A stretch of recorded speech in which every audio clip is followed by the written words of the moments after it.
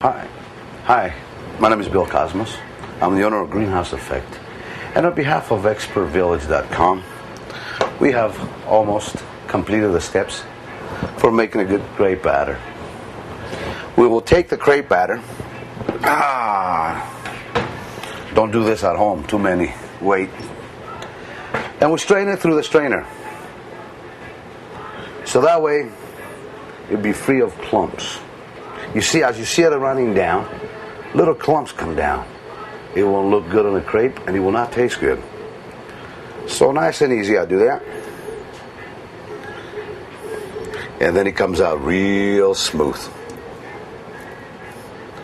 And it doesn't matter how much or how slow you pour the flour, you're still going to get these clumps. So that's a good idea to use the strainer.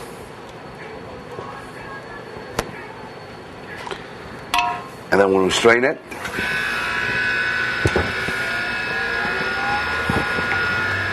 I'll show you a real good smooth batter.